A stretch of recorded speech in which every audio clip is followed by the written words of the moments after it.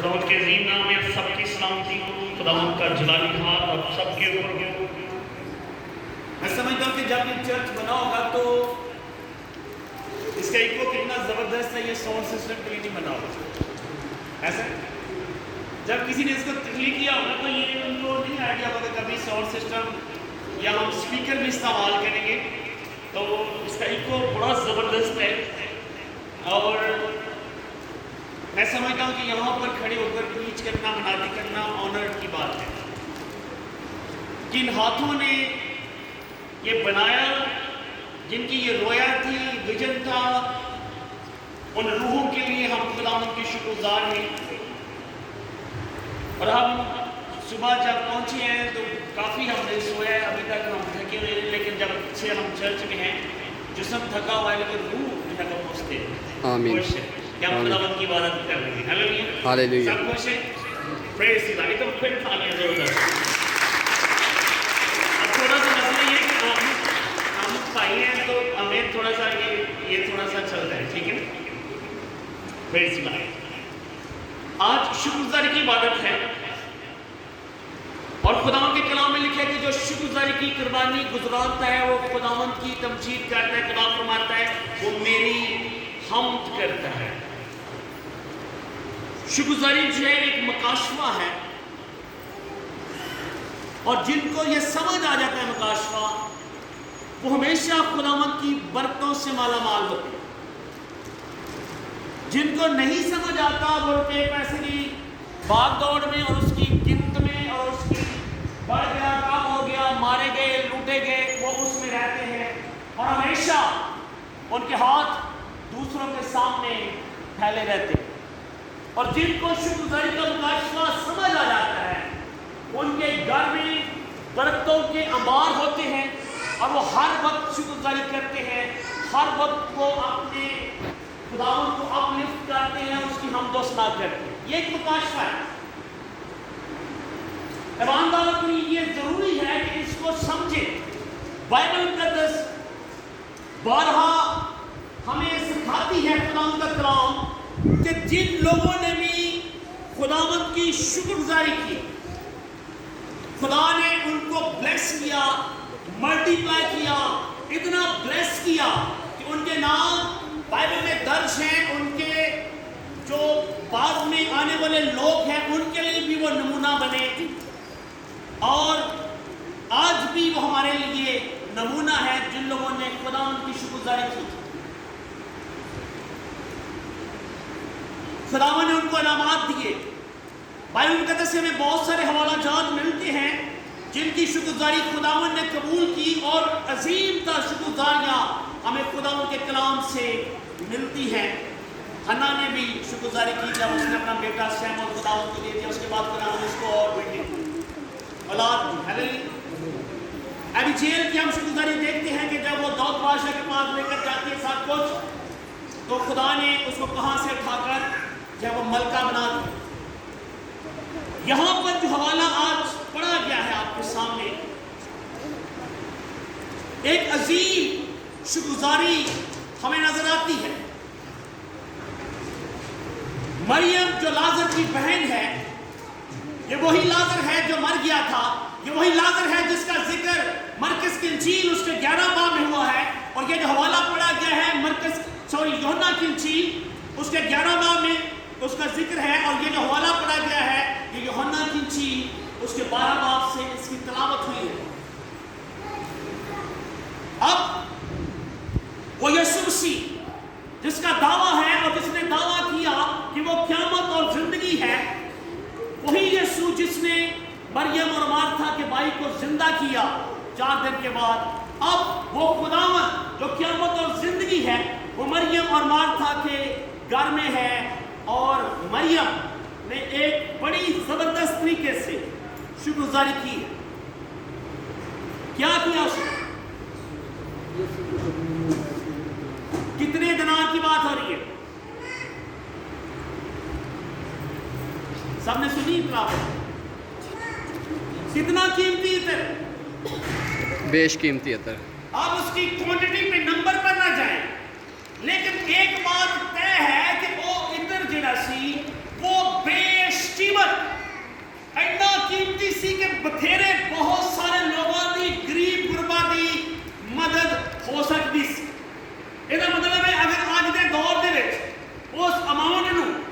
کتنا ذکر کر رہا ہے یہودا اسکریوتی جڑا خزانچی سی روپے پیسے کا حساب کتاب رکھتا سی انہوں یہ پتہ ہے کہ اس پیسے نال بہت زیادہ غریب غربا کی مدد ہو سکتی سی، لیکن مریم نے کیا کیا؟ وہ ادھر یسوع مسیح کی نظر کیا ہے اور شکر گزاری کی قربانی جو ہے وہ اس نے گزاری۔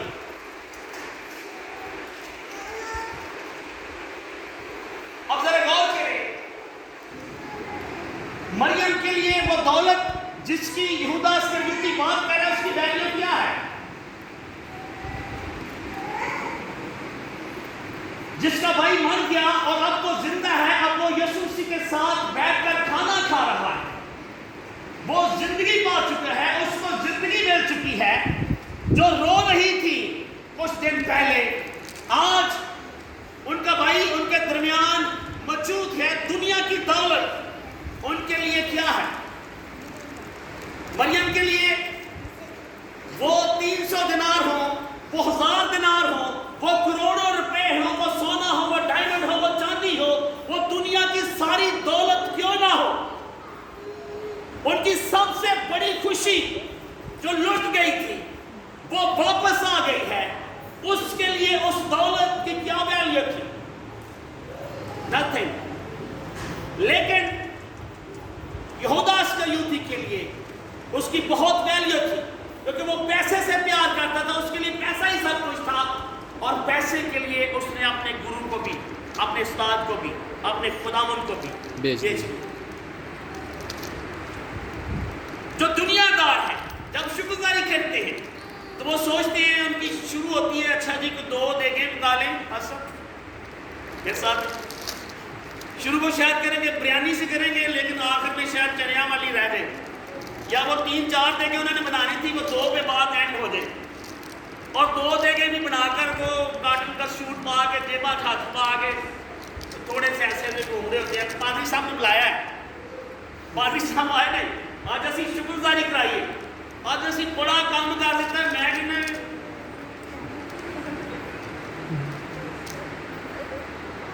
یہ دنیا داری ہے۔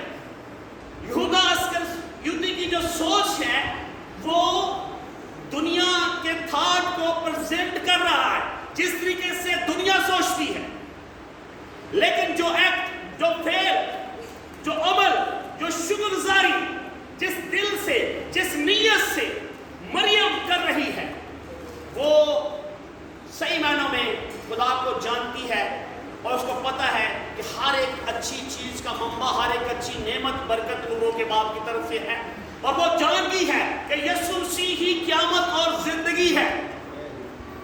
جب یسوع مسیح نے ان سے کہا کہ قیامت اور زندگی میں ہوں، اس وقت ان کو بات یہ سمجھ نہیں آئی، لیکن اب ان کو پتہ چل چکا ہے کہ جو زندگی اور موت پر اختیار رکھتا ہے وہ ان کے گھر میں ہے اور وہ سب کچھ ہے۔